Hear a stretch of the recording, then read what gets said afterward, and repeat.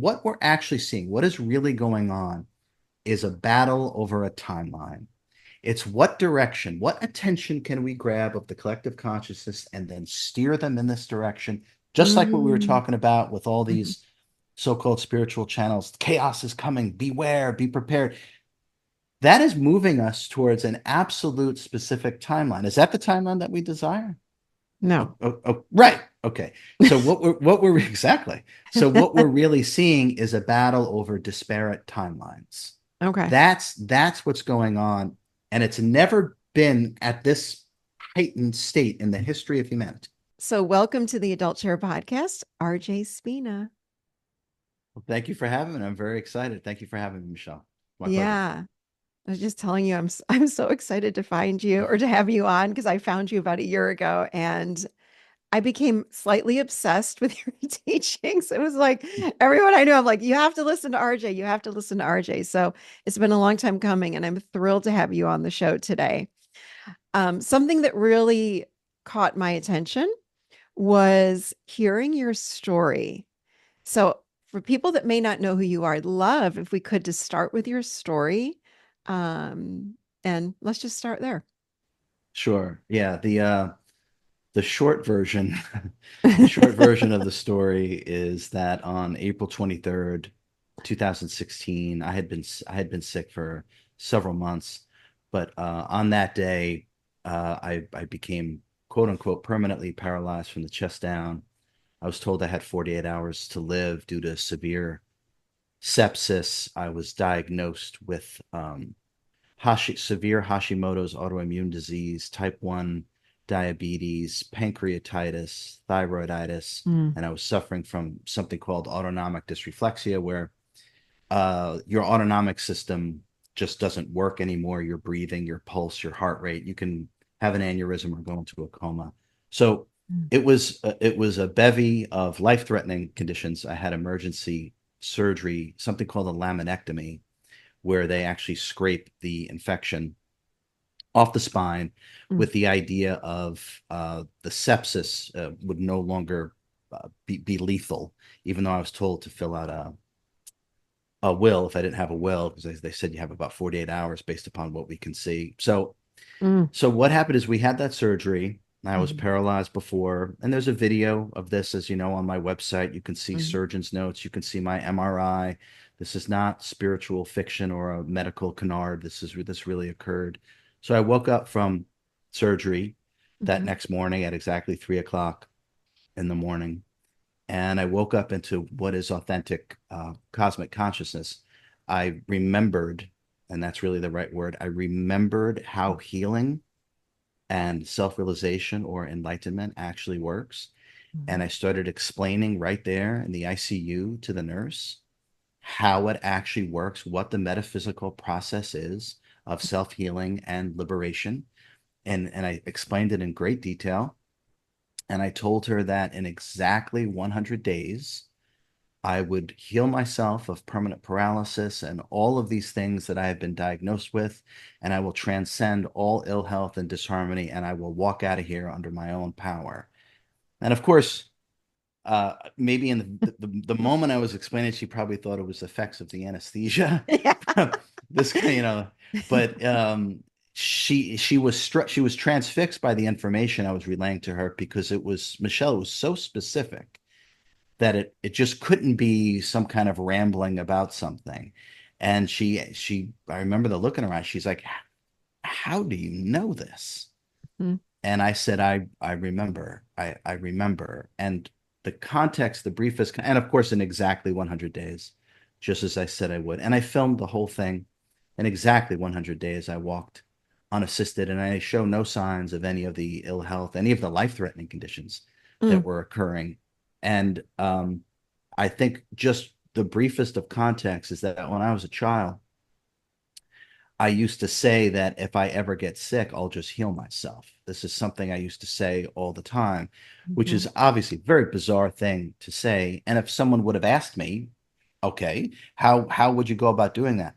I wouldn't have been able to be specific about it, but I knew mm, that I knew. And mhm. so it was almost like I was remembering what was going to happen, which sounds like an oxymoron, but but it's Mm-hmm. not. So, and these understandings, me being able to put myself back together and reach what we call self-realization, it's the same teachings that I use for the first book that's going Mm-hmm. into its 10th printing, and I don't know how many tens of thousands, maybe hundreds of thousands, maybe even millions of people across the globe now that have availed themselves of the teachings and the books have radically changed their life, not just their health, but their perspective on themselves and therefore the reality that they create for themselves. Mm. Right there alone, I have like 25 questions that I can ask you. So much for all these other questions I got here. Okay. I'm going to break it down a little bit. So, what were some of the awarenesses that you had? So you're in the hospital and you said you had this you started remembering, I know how to do this, and you're sharing it with a nurse. What did you remember? Like, what can you give us a little bit more there? Yeah. So the remembering the specificities of the remembrance are actually what makes up the ascend the frequencies healing technique, which is captured in the first book, Supercharged Self Healing. Hmm. So a lot of it had to do with going into a much higher state of consciousness. Now, Hmm. when I say that, it's really going deep within the self with the capital S, the fractal of God that we all are, going deep within that to the point where the creation or form and function of our human form is created. So if you go to a certain level within yourself, it's really the genesis of what this suit is. And if you go to the genesis or the source point of it, Hmm. and you make adjustments there, that then gets what I've discovered or remembered, that then gets translated in frequency. You could think of, here's the analogy that I use. If you remember a slinky at Hmm. the top of the stairs and the slinky Hmm. goes down the stairs. So at a higher state of consciousness, it's the original perfect blueprint of our form and function. And then as we descend, as we're projected into an incarnation here on this planet, Hmm. that perfect blueprint, as we come down, keeps getting translated, almost like a slinky going down the stairs, or we go from one architect's drawings to a translation of another, to a translation of another, and another, and another. And this relates to our chakras and our Hmm. energetic templates. Mm. So the point of this is that what you do at the source point, at the core, at the building blocks of form and function, automatically affects all those different blueprints of this. So you make that change there, and then it eventually shows up Mhm. within physical form. So it's really the opposite of how we've been brainwashed to treat the body Mhm. first, where the Mhm. body is the last place that everything shows up. It's the least effective way Mhm. and there really is no healing by just treating the body, because it's kind of like clearing out a basement that's been flooded while the leak is on the second floor. It doesn't Mm. matter how often you treat the body. The Mhm. problem is either in the emotional body, the mental body, the astral body, the celestial body, et cetera, et cetera, et cetera. So you go Mhm. to the core, you make the tweak there, you align yourself with perfect form and function, and then eventually the body actually has to catch up to that. So that's, Mhm. I go on and on. I won't go on and on, but that's essentially the core remembrance, is that to treat at the core, and then Mhm. everything else will fall into place. So for 100 days when you're in the hospital, you aligned yourself. And I'm just going to break it way down. You aligned yourself. I think about this. You aligned yourself with your core. Is that how you would break it down, basically? Yeah. So you can think of that as what people call uh, enlightenment or self-realization. So Mm-hmm. what we do is we attune the body-mind complex Mm-hmm. to the direct fractal of God, to the self with the capital S. And the body mind complex then automatically has to align itself to the perfect design and form and function of who and what we really are. And it's the body's designed all by itself to self repair and self heal. We Mm-hmm. get in the way through thinking we know how healing works, and we don't. And that's one of the things that I see all the thousands of people that I've treated, is that most of us think we know how it works. Well, if we actually knew how it works, all of us would be healed. we have to have the humility to understand that we actually don't know how it really works. Otherwise, none of us would Mm-hmm. struggle with health. So Mm-hmm. that humility allows us to start over. And by starting fresh, which is kind of like a meditation magic trick, which is just to pretend you just arrived here, no Mm-hmm. past, no future, Mm-hmm. and the mind stops. And now you're automatically aligned. And it's from there that we do the ascended frequencies healing technique. So if we're operating from the perfection rather than operating from a state of confusion or mental chaos. Mm. So it's not about visualizing. It's not about imagining and manifesting. It's about aligning, Yeah, to break it down again. it's exactly right. So if we can start to understand that Hmm. what we are, forget body mind complex for a moment, Yeah. forget the human condition. Yeah. What we actually are is whole and complete. It is a divine fractal of God. Mm. So we are all that. Hmm. Now, we take our attention and we leave that space and we go into the emotional body and the mental body and the lower astral body with all our beliefs. And that throws everything out of whack, out of alignment. So Hmm. that is the electromagnetic interference or the ego mind identity, which is the broadcast of everything that's set out here, and we align ourselves to this signal. It's not our true signal, and we're out of alignment.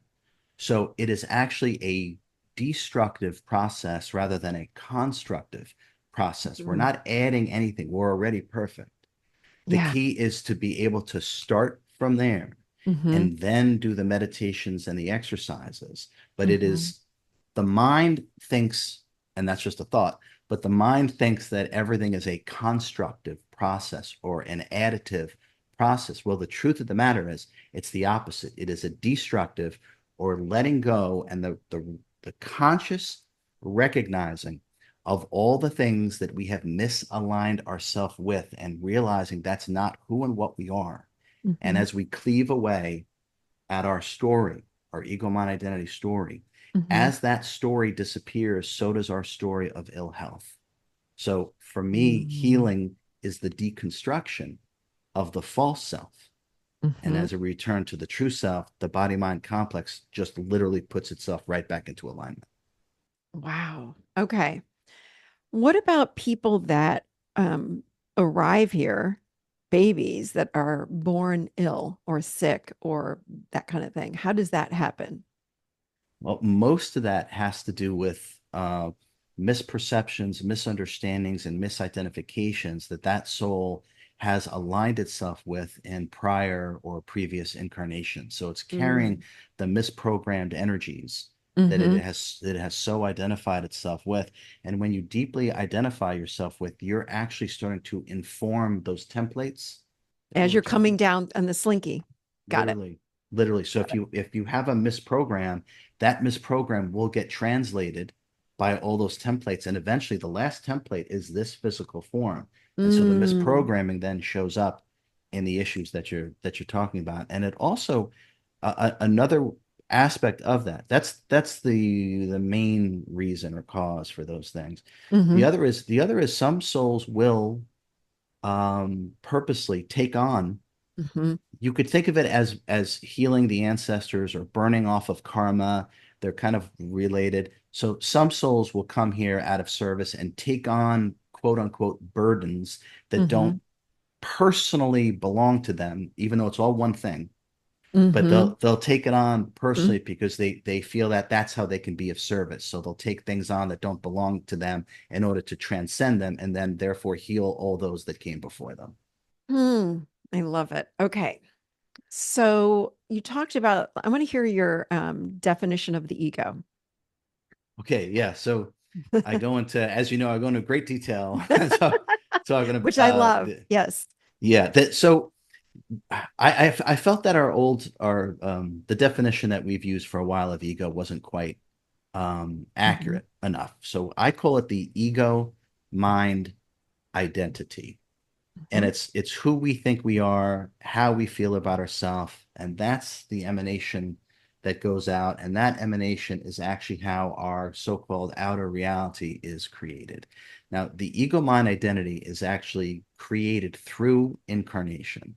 Mm-hmm. So we are no longer connected, consciously connected to where we come from and who and what we really are. So as we're projected or born Mm-hmm. into the human condition and the lower frequencies here, as we're coming down, we're losing consciousness. Mm-hmm. We're literally losing who and what we really are and our connectivity to everything. And so by the time that we get here, Michelle, it's the disconnection is nearly complete, which is why we come here.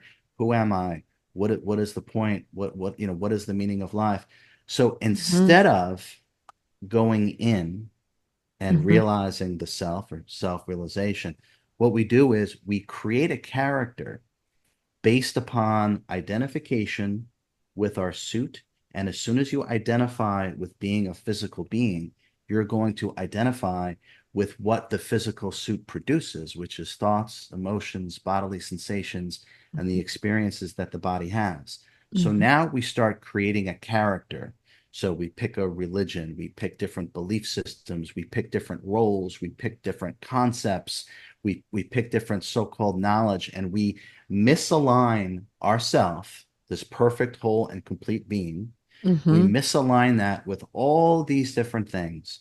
And if you add up the summation of all of our misperceptions, misunderstandings, and misidentifications, that is what I call our ego mind identity. And from a purely physics perspective, EMI also stands for electromagnetic interference. And, Mm. and so that's all the data, right, that we keep picking up and aligning ourselves with. That's not our true signal.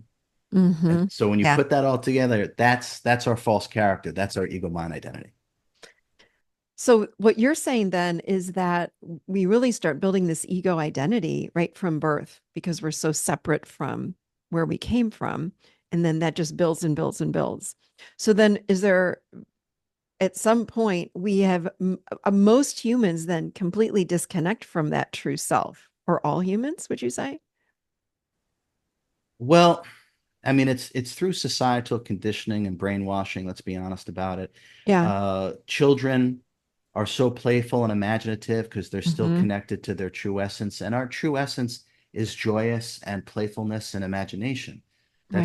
That's really what we are. Mm-hmm. So we slowly, it's almost like falling asleep, Michelle. Yeah. It's like you're tired, tired, and then all of a Mm-hmm. sudden you're asleep. All of a sudden you are unconscious to who and what you really are. Yeah. So yeah, it happens to everybody, and authentic, for at least from my direct experience, authentic self-realization or enlightenment is what really happens is that you actually just realize who you are, and you really become a reflection for everyone else's self-realization mirrored back to them.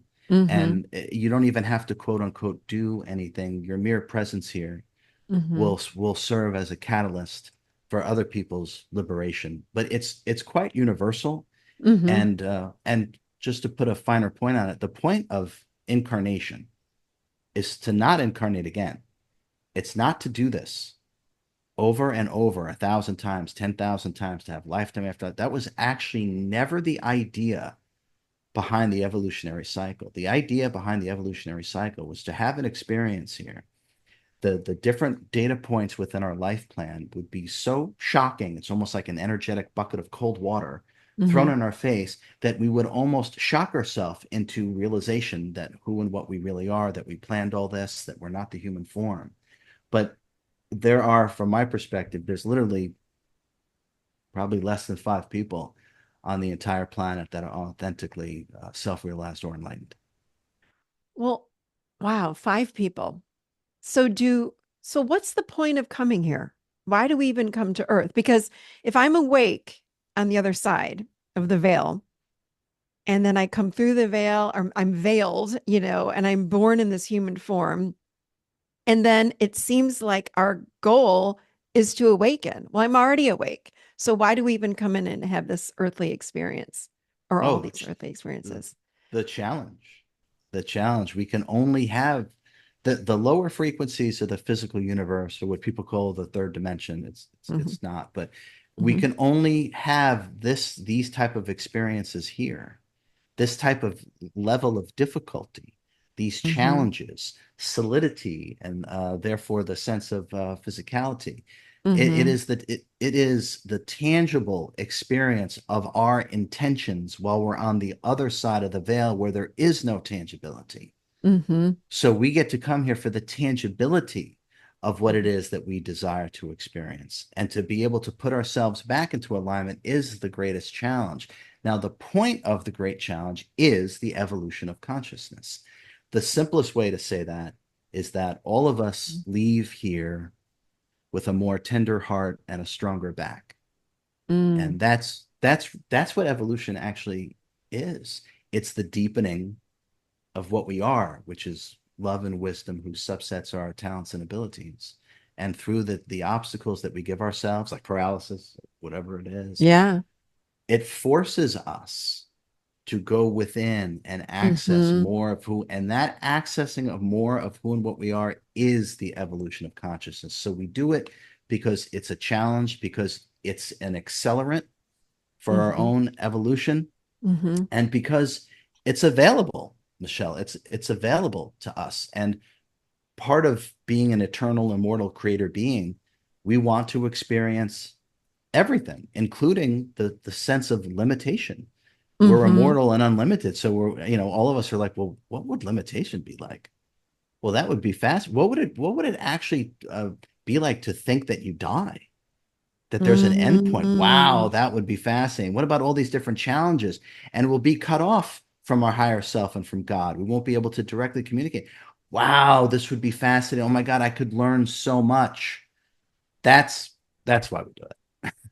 Yeah, I hear all the time that that we line up on the other side to come in and take on these human suits, as you say, and to actually experience living in a body, to be able to taste chocolate, feel the wind Mhm. on your skin, make love, hug someone, hold someone's hand. We can't do that when we're in energy form. So I get that we do get very excited and line up and yes, me, I want to go, I want to go. But then we forget and we get here and we think, why did I pick this family? And there's no way. Why is God punishing me? And da da da da. But you're saying that we choose it all. We do choose it all, and everything is happening for us.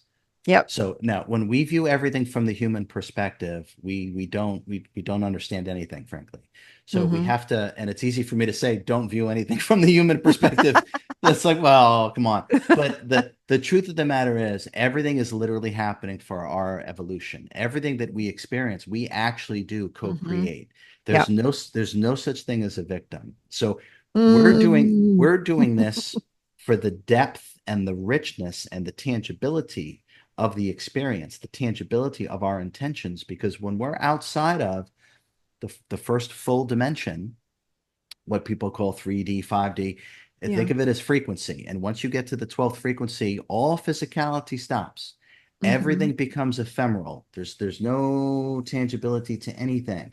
So Mm. part of what we're deciding is to actually have a tangible physical experience of our intentions, because where we come from, everything would be non-corporeal. And so Mm. by coming here, we get to actually, just like you said, taste chocolate, hug someone, pet your Yeah. dog, make love.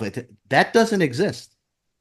Yeah. It's in a very different form of when in our normal state, very different. So this is Hmm. also, I'll just add, this realm is also quite intoxicating Hmm. for the higher self, as we're a projection of the higher self, because where the higher Mm. self is, this does not exist. So Mm. once the higher self and the aspect that it's projected, Hmm. which would be you or me, Hmm. start to get a taste of physicality, it can become quite addictive and quite alluring. And this is how we actually create karma, is this addiction to, whether it's the sensation of food or drugs or adrenaline or sex, or I Hmm. mean, just pick something. We get addicted. And what that means is our energy, we lose ourself in the thing. And what's Hmm. stuck to the thing is our energy. So karma becomes the addiction to anything here. And Yeah. once your energy is stuck to something here, where are you going? Mm, No, nowhere. And that mhm. has to do with the repetitive cycle of the evolutionary process, which I feel the teachings in the books and the courses and the classes and the workshops and the retreats Yeah. allow us to see this clearly, to understand it, and then have the prescriptive remedy in Mhm. terms of what to do to transcend karma and then allow the greatest efficacy of the evolution of our consciousness possible. Mm. So what do you say to people that again would ask you this question, why would I choose such a traumatic family? You know, people have died, have been abused, or and then you have other people that have these really easy lives. You know, loving parents just seemed quote unquote easier versus someone else. Like, how does that happen? Why does a soul choose that? Yeah. So let's as you know, I like analogies. So let's look at we watch the Olympics and we see the high dive, Mm-hmm. right? Okay. So if someone goes up on that high dive and let's say they do a swan dive, Mm-hmm. right? Which is one of, even though I would have trouble doing it, it's one of the easier, at that level, it's one of the easier dives that you can, and that's why no one does it, right? Because Yeah. because if you do a perfect swan dive, it's too easy. So even if you do it perfectly, you're not going to get a 10, a 9.5, a 9, 8. You're going to get a 6, a six and a half. Mm-hmm. Okay. Mm-hmm. So what that means is it's not a challenge. Okay. But if we go up to the diving board and do a triple backwards somersault flip, right? Uh-huh. And you do a good job of it, not perfect, but you do a good job of it. That's a 9. That's a 9.5 degree of difficulty. So it's the degree of difficulty. Mm. So it's a Mm-hmm. risk reward. So Mm-hmm. we sign up, and we literally do. We sign up for these traumatic, from a human perspective. Why would Mm-hmm. anyone do that? I'm explaining why. Mm-hmm. Because the evolution, because our love and wisdom is accruing more through the challenge of trying to nail the backwards triple somersault because it's so difficult, as opposed to having a cake life where we sit on our couch, watch the Blacklist and eat Cheetos. And Blacklist is a good show, but the last 2 seasons were terrible. So it's the degree of difficulty is where we get our evolution. That's Yeah. why we choose difficult incarnations. Mm. So when it comes to self-realization, how do our lives change? You know, when we start Mm. having these awakening experiences, how do we know? Like what happens to people? How do we know that, wow, I think I'm awakening. Something's different about me. Feels different about the world. How would someone know? Probably the first thing that we start to become consciously aware of Hmm. is that our interests are changing. Hmm. The things that we used to really be into Yeah. don't have that same allure.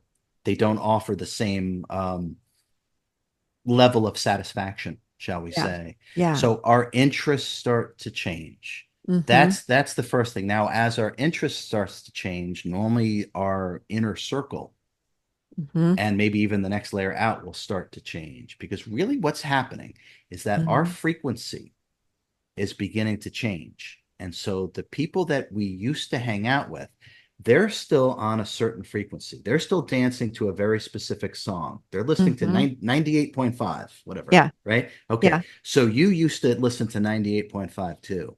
And as you're waking up, all of a sudden you just turned yourself into 99.5.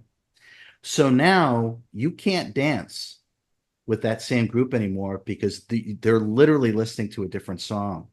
Yeah. So this is part of the awakening process. Normally, there's a shift in terms of interests, what you become passionate about, and also the Hmm. people that are around you. And when we're not in resonance with something or someone, Hmm. it just falls away, and that's okay.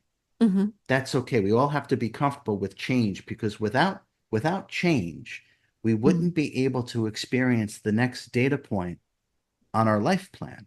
And so change Mm. is Yeah. absolutely necessary. So we don't want to hold on to what we identified ourselves with before if it's no longer in resonance. We have to let that go to make room for the new experiences that we actually design for ourselves to occur during the incarnation for our own evolutionary process. Mm. That's beautiful. That does make a lot of sense. I think about, just people that would say, gosh, I just don't like to drink as much anymore, Mm. or I don't like to do this, or I'm really drawn to doing yoga or meditation or spending more time alone. And the people that I hang out with don't want to do that. So that makes a lot of sense. What do you say to somebody that is just chronically suffering in their lives? And you said in the beginning, one of the first things you said is there's no such thing as a victim, but some people would debate with you on that one, like, well, then why am I suffering? I'm stuck over here. What do you say to someone that's in that space? Yeah, we're never a victim to circumstances because we co-create everything. What we are a victim of is our own lack of perception. Ooh, that was good. So if we are suffering, Uh-huh. now let me just give you my perspective on suffering. Mm-hmm. So suffering only occurs through identification. Okay, so Mm-hmm. what that means is it's body consciousness. So if we're in pain or it's emotional or it's mental, right? So we're having thoughts or anguished thoughts, Yep. emotional upheaval of severe pain within the body. Okay. Now the truth of the matter is we're the awareness of those things. We're not those things. So we're just aware of them. So if we can think of a time-lapse camera Mm-hmm. as this endless sea of change keeps going by, the time lapse camera is not affected by what it is that it witnesses or that it's aware of. Mm-hmm. Now, this is the same for us. What we really are, the self, the fractal of God, is completely and utterly unaffected by what goes on with the human character. Now, it's Mm-hmm. because we lose ourself in our own creation, which is the creation of the incarnation, we then lose ourselves in what the creation is experiencing, and we identify with thoughts, emotions, bodily sensations, Mm-hmm. pain. The Yep. suffering comes from identification. If you are simply aligned with the self and you're just aware of these things, you do not suffer. Doesn't mean you don't feel pain. I certainly Mm-hmm. feel pain, but I Mm-hmm. don't suffer it because I'm just aware of it. Now, if we're going through a lot of this, the way to transcend suffering is to do exactly what I just said, is to start to work with the truth Mm-hmm. that you're the awareness of it. And one cannot be the awareness and the victim at the same time. That's actually impossible. Yeah. So if we can rest in that knowingness that we're just the awareness of it, the sensations of pain, mental anguish, and emotional upheaval will start to lose its sway over our consciousness and our body of energy. So all of a sudden, things start to tamper down quite a bit just by doing what I said. And then, as that Mm-hmm. is decreasing, the mental, the emotional, and the physical, as those symptoms are decreasing, what we can Mm-hmm. then do if they continue, when they come up, pain, emotion, or these thoughts, is to allow them to come up because they're trying to leave because they're not you. Mm. The mistake that we make from my perspective, the mistake that we make as these things are coming up is that we grab a hold of these things, Mm-hmm. self-identify with them, and Yep. then really ruminate on it. It's like, oh, let me really figure Yeah. this out. Don't, do not. There's nothing to figure out. Mm-hmm. This is very difficult for the human mind to take in, but there's nothing to figure out. If we shift, and by the way, if you continue with that, you allow these things to come up and you just meet it with awareness, the Mm-hmm. self is so high frequency that it'll alchemize it. It'll just start to disappear. It'll just start to leave you. And this is part of how healing actually really works. Just meet it with presence. Just meet it as time-lapse camera. Don't analyze, don't judge, because Mm-hmm. it's trying to leave. It doesn't belong to you. And when we operate this way, this actually starts the self-repair and self-healing process. And it's the only reason why we are suffering is because we're stopping the Mm. self-healing and the self-repair process because of the program of our mind through self-identification with what we're aware of. That's the misprogram.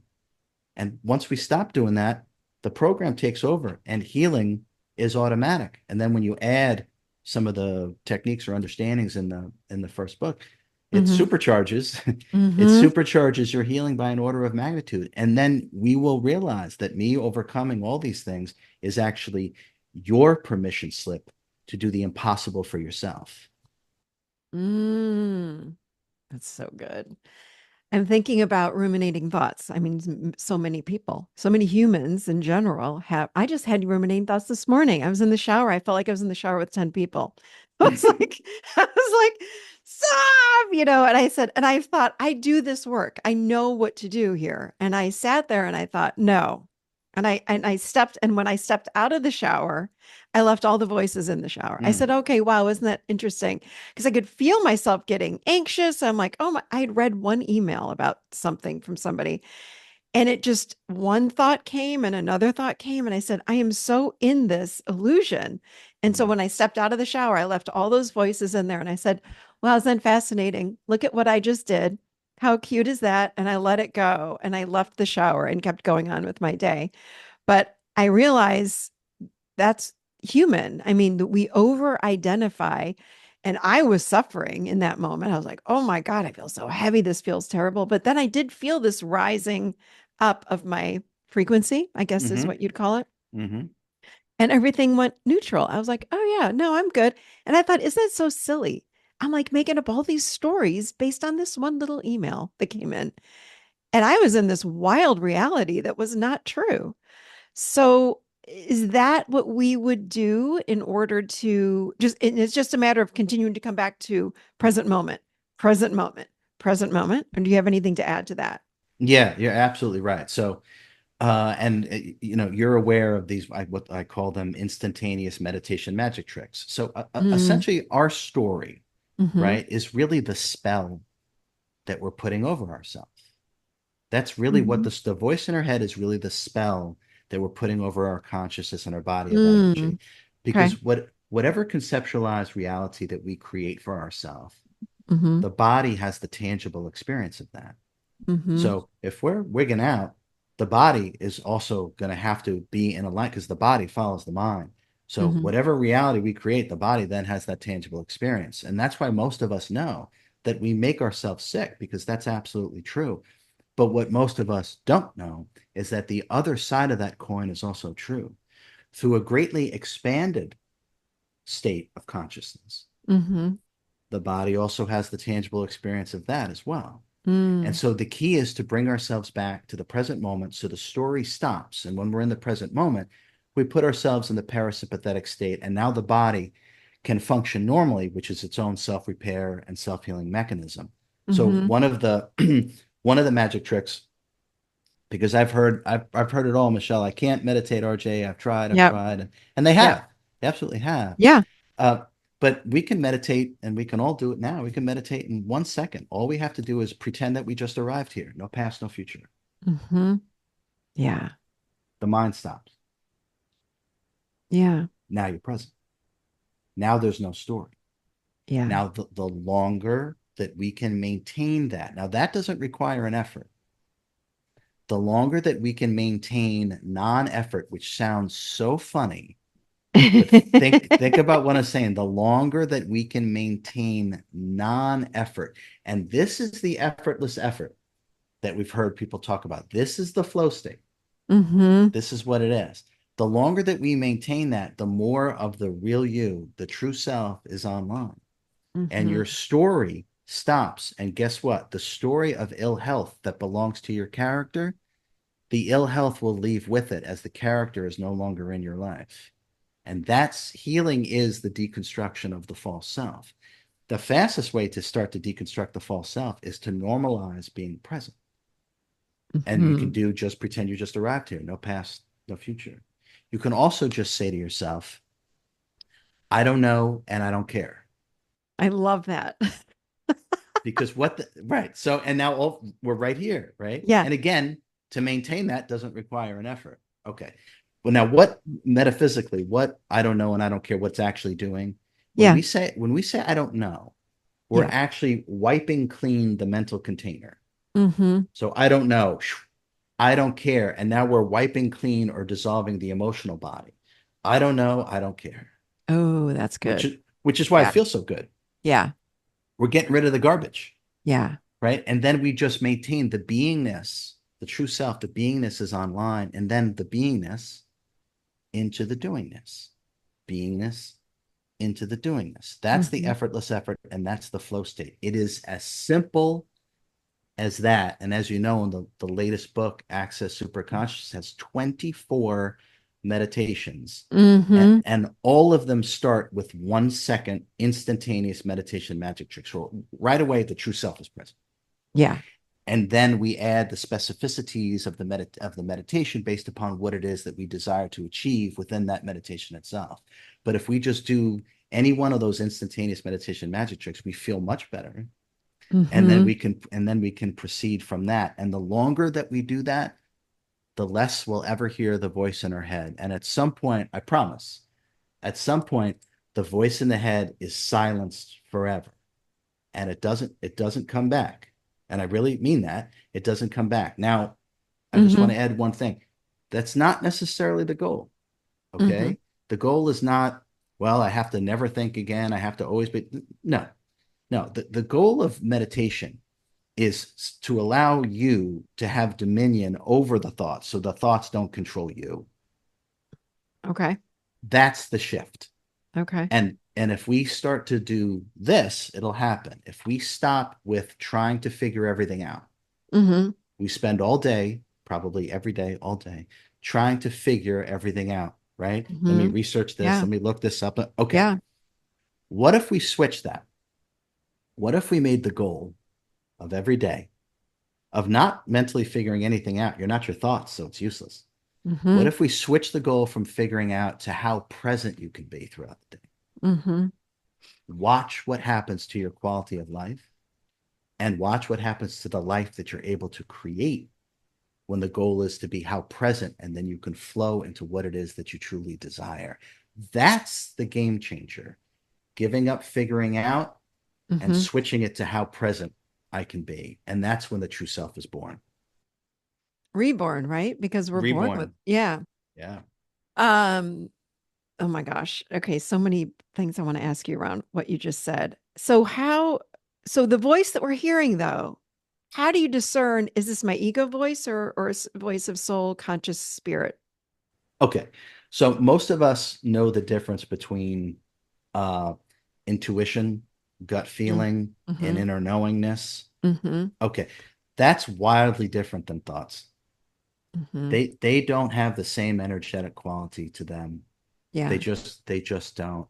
Thoughts are basically the past and future, past and future, past and future. And that's ego mind. 100% ego Okay. mind. Okay. Thoughts, all thoughts come. The ego mind identity has to even be present for a thought to even take place. Mm. So when we're present, what we'll actually start to feel is Mm-hmm. an intuitive knowingness and excitement, a passion and intuitive knowingness that will actually waft up and inform the mind. So Mm-hmm. it's reverse. Thoughts are electrical, and it's just the circular profile of us flipping through our mental Rolodex. Yeah. Knowingness is magnetic. It is Mhm. it is drawn from within, and it comes up, and it actually informs our mind with an idea. So Mhm. they have completely different energetic qualities to them. And if we're getting confused about, well, what is the difference between my intuition and my thinking mind, Mhm. start practicing meditation Mhm. so you can be, and you just use the meditation magic tricks. Takes 1 second. Mhm. Start Mhm. practicing being present. Mhm. And the more that you practice that and you're present, the more that you'll tangibly feel the difference between intuition Mhm. and the swirling electrical of mental Rolodex flipping. They Yeah. don't feel the same at all. And once we meditate enough, it'll become really, really obvious. And they're fast. It's like a ping pong machine. It's like bing, bing, bing, bing, bing, bing, or ping pong game. And they come from fear, Yeah. it seems like too, versus I like what you said, and I agree. They kind of move up through us and they're sometimes whispers, right? It's just Mhm. sometimes it's loud, but it's not the screaming that we get when we're up here in the head and it's like, whoa, it's loud and kind of crazy. Um, so then you're saying that the more time we spend in the moment, the more time we spend without that thought, right? But is there thought then that's coming from the true self? Okay, so what will happen is if we reverse engineer, right? So we're Hmm. present, right? Yeah. So we will start to sense this is which is intuition. We'll start to sense a knowingness or a Hmm. desire or a passion or an excitement about what to quote do next, what to place our Hmm. beingness into what kind of doing this. Yes. Okay. Yes. Now, Hmm. once we start to get back into flow with the self, right?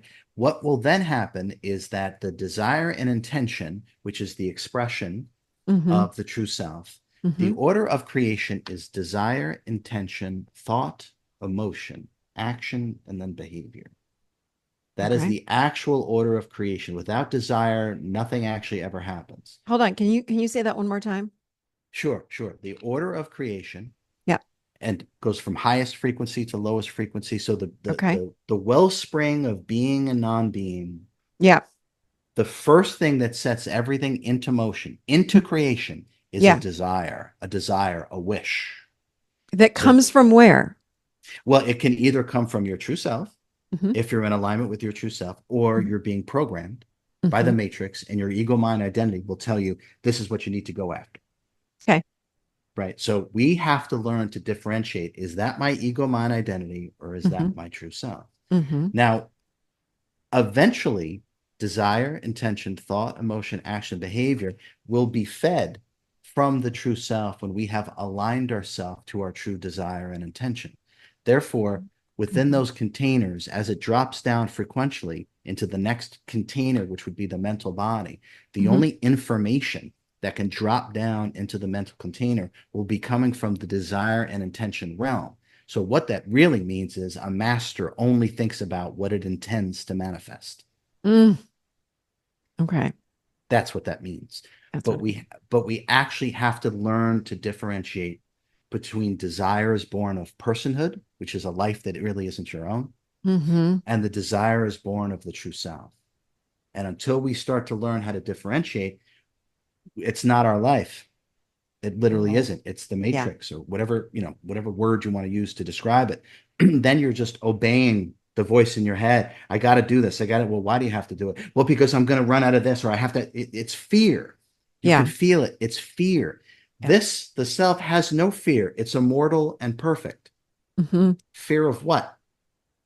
Nothing. Zero. So this is part of feeling into the difference between these things.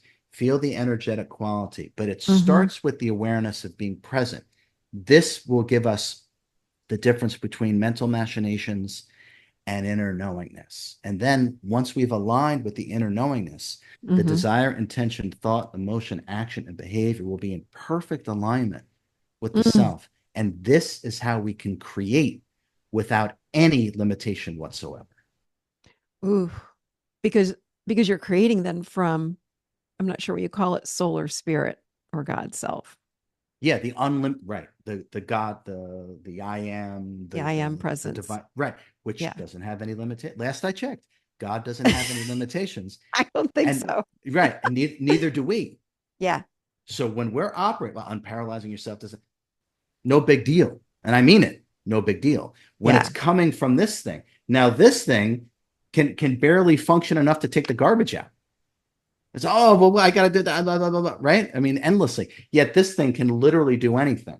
So this is the shift in human consciousness, and all we Yeah. got to do is drop down from here to here, and normalize being present, and then your life is finally your own, and then you can create the life that you truly desire. And the thing about this, Michelle, is that these teachings and these meditations and these understandings are so simple Yeah. that because they're the truth. They're so simple, they're so tangible, they're so immediate. We Hmm. have this concept of spirituality. I don't even use that word because it's Hmm. been it's been co-opted. Yeah. Excuse me. We have this concept of spirituality that it's Hmm. something that we do not infusing every moment of our life. It's something we take time out for when we go meditate or we go Hmm. to temple or we go to church, whatever, right? Hmm. It's Hmm. like we have to break out of our life to do Hmm. our spiritual practice. The opposite is actually true. If spirituality is worth anything, it should be applicable to every single moment of our day-to-day life. Yep. And that's the beauty and the power of these teachings is that they're applicable. Yep. They're easily to understand, and we can employ them for every single moment of our life. 100%. All three books, so easy to apply, to understand. And I can tell, I told you the first time I heard you, I was like, he's speaking truth. It just, your heart will open. You just feel it in every cell of your body. Um, isn't it true that life happens through us? God is moving. I'm going to use my words. I want to hear your words, but isn't it true that the desires? I just want to finish talking about what you were just saying. So God is having its life through us. So eventually we get to this place where, again, they're not the ego desires. It's this desire that's coming from life itself. So, this is why we then have to live, or our goal would be to live with such deep trust Mm. that everything's working out perfectly, that we're always right on time, we're on divine time. But we've got to get in this very present moment place so that life can, God, life, energy, whatever you want to call it, is moving through us. And then we have this, the creation of that life. Did I say it right? 100%. The only thing getting in the way of that, the Yeah. only thing getting in the way of that, Michelle, is your ego mind identity. Yep. The Yep. false signal that's blocking the life force, the true signal coming right through. Yeah. The only obstacle is the one that we create, which is our human character and all its beliefs, all its Mm, roles, all its concepts, all its misperceptions, misunderstandings, and yeah. misidentifications, the electromagnetic interference that we have aligned ourselves with so the true life force doesn't come through.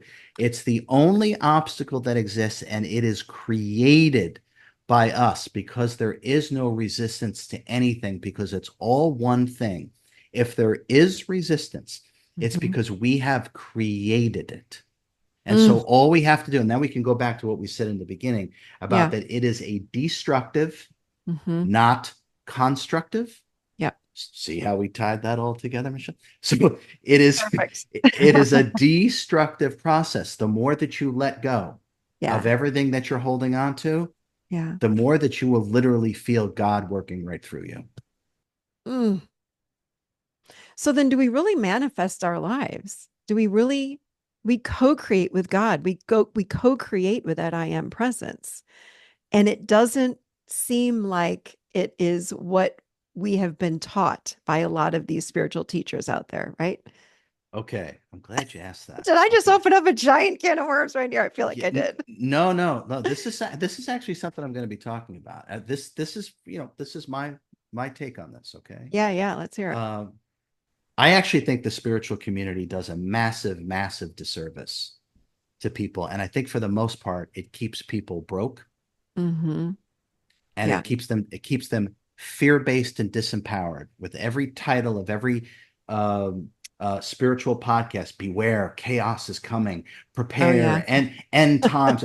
I mean, have we thought about for a second that we are actually helping make that reality, Yeah. speak it into existence by aligning ourselves with the chaos is coming? Yeah. I mean, this is the spiritual community who, Yeah. and let's also not mistake spiritual fiction for wisdom, Yeah. because that's really what most of that is. And in terms of manifestation, I teach a course that is unlike anything called vibrational engineering, unlike Hmm. anything, because the metaphysics of healing is the same as the metaphysics of manifesting anything. It's a repeatable science once you know how to do it. So, Hmm. and I'll say this. I run three different multi-million dollar businesses, and I don't have a whole bunch of employees. I just know how to do it. Yeah. And that's part of what I teach. I Hmm. understand metaphysics at the highest levels. So the Hmm. spiritual community is always talking about law of assumption. You have to wish it. You have to all this kind of stuff. Hmm. I'm going to share this. Okay. Hmm. I've been on all those shows. Hmm. Okay. Very quietly and very privately. The hosts of those shows asks me, RJ, how can I make money? Mm. So it's so disingenuous. Yeah. Okay. So what they're promoting Hmm. doesn't work for them. Yeah. And it doesn't work for the people watching it. Yeah. And yet they're still promoting it. And Mm-hmm. this is what I mean about the spiritual community is keeping you broke. They Hmm. are. And keeping you disempowered by believing in these worst case scenarios and by believing in it and giving it your energy, you are actually making it come into fruition. Mm, So this is something I'm going to talk more about. I'm glad you brought it up, Michelle, yeah. but that's how I feel about it. And if people really want to understand the enlightened metaphysics of manifestation, I teach a course in it that's unlike anything on this planet or taught Okay. on any other planet for that matter. Yeah. Because there are a lot of them. But there is Yeah. something happening, not just with our world, but in the universe right now. But can we just talk about Earth? And I know we're right at the end here, but I don't want to open up a new giant question, but what's happening? Because there is a division. It just feels like there are two Earths within one Mm. Earth. Can you Yeah. Okay. comment on that? Yeah, sure. Okay. And I won't, it's tempting for me to go on and on. As you know, I ramble. I'm a professional rambler. Okay. I love So you. I love it though. So whatever you want to ramble on about, go ahead. I appreciate that. Okay. If we can understand, the first thing I'll say is if we can understand that Earth is a sentient being, but Earth is also what I call a pan-frequential being. So what that means is Earth exists in our third frequency, what we call the third dimension.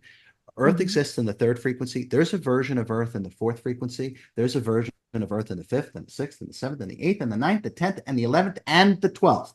Hmm. Okay. So Hmm. Earth actually exists. Okay. There are versions of humanity on all these different frequencies, right? Hmm. So what we're actually seeing, what is really going on is a battle over a timeline. It's what direction, what attention can we grab of the collective consciousness and then steer them in this direction, just like what we were Hmm. talking about with all Hmm. these so-called spiritual channels. Chaos is coming. Beware, be prepared. That is moving us towards an absolute specific timeline. Is that the timeline that we desire? No. Oh, right. Okay. So what we're exactly. So what we're really seeing is a battle over disparate timelines. Okay. That's what's going on, and it's never been at this heightened state in the history of humanity. It's Yeah. never been at this heightened state. So, and I'm going to teach a class on how to actually manifest and put yourself on the timeline of your highest desire. I'm going to teach how to do it, not just talk about it. I'm going to teach how to do it. So if we start to understand that Earth exists in these different frequencies and there's Hmm. various timelines sort of battling it out Yeah. for our attention, Mm. because where your attention goes, your energy flows. And wherever Hmm. your energy flows, that's what grows. True. So we have to be completely mindful of our attention and intention and our Hmm. frequency, because that's how creation actually takes place. So we're seeing a battle, a literal one, a Yeah. battle over disparate timelines. Yeah. And humanity will put itself on whatever timeline that it most desires to experience. And the one other thing Mm. I want to add to that Hmm. is that just because we can see things, let's say on the news or on the internet or whatever, just Hmm. because we can see so-called chaos Hmm. doesn't mean it's the timeline that you're on. I want everyone to understand this. Just Yeah. because you're aware of it, that doesn't mean that's for you. Hmm. Okay. What's happening is something that I've never seen happen ever, is that there's almost like um, an energetic membrane Hmm. where there's this actual separation Hmm. happening. You know, just like when you blow bubbles, you can see through the bubble into the next bubble. Okay, this Yeah. is kind of what's happening. So just because we can see it, it doesn't mean it's your bubble. And so don't think that, oh my God, I'm witnessing all this. I'm part of this timeline. You're not. Hmm. You're not. Hmm. You're going to experience the timeline that you most desire to experience. That's how it works. Now, some people are here to experience, we'll just call it, and it's not the right way to say it, but we'll just call it a disparate timeline. I mean, it's just as valid as any other timeline. So that's why I Yeah. say disparate is not the right word. But some people are here to experience that. Some people are here to experience this. And just because you can see it doesn't mean it has anything to do with you. So remember to be detached and be super mindful of your attention, where you're putting your energy and what your intention is, because frequency, attention, intention will dictate the reality that we create for ourselves.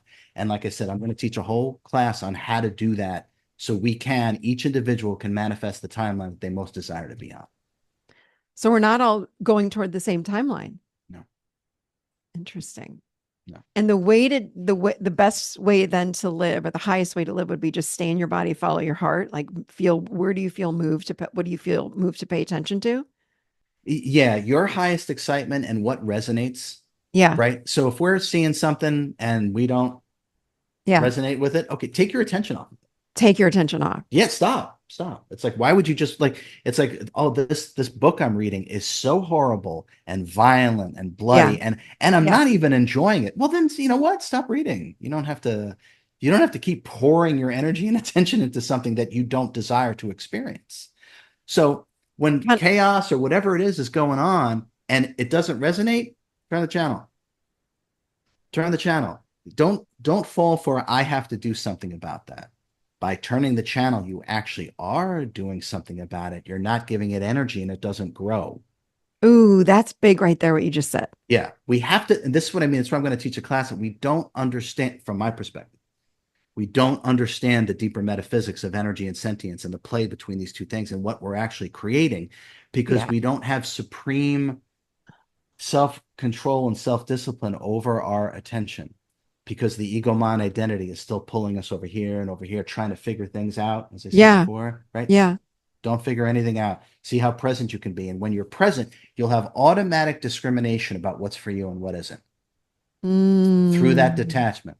And Hmm. that's part of the key, how to create the timeline that you most desire to be on. That's part of it. If it's not for you, turn away. Don't keep watching it. Don't keep giving it your energy because it just grows. Wow, that was big. Okay.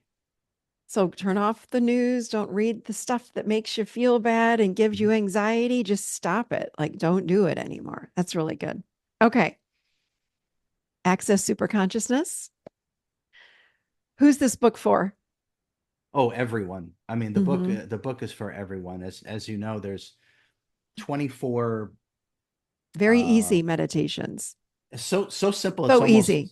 yeah, and Hmm. so tangible and so powerful. So I wrote these things and these meditations have to do with to go from greed to generosity, from disorder to Hmm. order, from violence to kindness. And what I really wanted to do is give humanity a study guide Hmm. because the low frequencies is the land of duality. Hmm. It's this, it's right or it's wrong. It's good or it's bad. It's Yeah. this or it's that. Okay. Well, then how do we navigate through duality? By understanding this side and understanding this side, and then by having the technique and the meditations to move right through the whole thing. And this is Mm. how we don't get caught here because we were Hmm. talking about karma Yeah. and getting our energy stuck here. And this is where the suffering comes from. This is where the confusion comes from. So I wanted to Hmm. give a study guide or a treasure map to Yeah. how to see duality and how to Mhm. move right past it. And so it's literally written for everybody.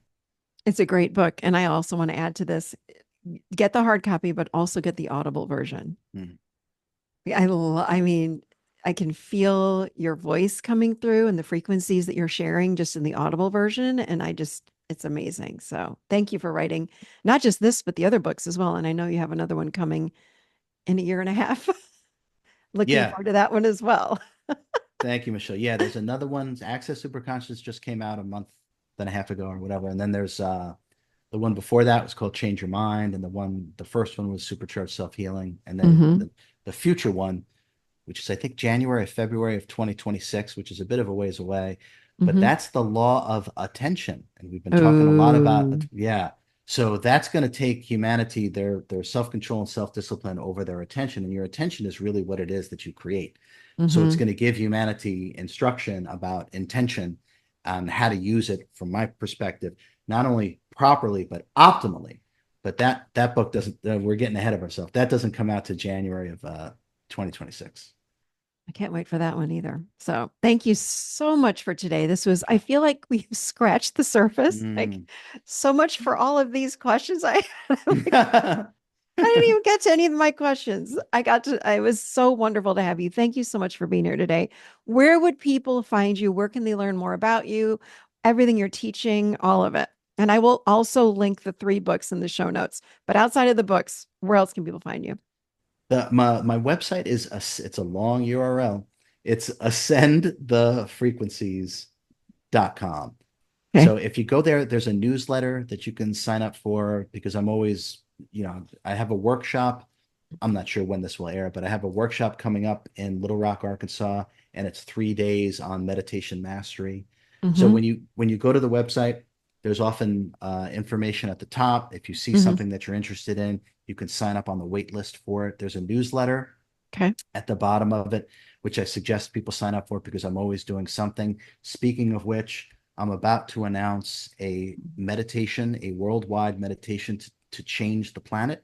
Ooh. And Okay. so the goal, Michelle, is to get at least 100,000 people Okay. to meditate with me at a specific date and time. We're all just going to join on YouTube live, and Great. I'm gonna lead us in a meditation to change the world. I'm going to announce when I'm doing that. That's coming up very soon. But Okay. the newsletter, ascendthefrequencies.com, and the YouTube channel, Yep. I probably have at this point, I mean, it's over 150 hours of free material. Yeah. That's just look up RJ Spina, Ascend the Frequencies, and the Okay. same with Instagram is RJ Spina, Ascend the Frequencies, and those are the places to find me. I'm putting all this in the show notes so people can find you. And yeah, thank you. Please come back. We'd love to have you back. It was a pleasure. You're a sweetheart. I'll absolutely be back. Thank you so much for having me, Michelle. I appreciate it. Thank you.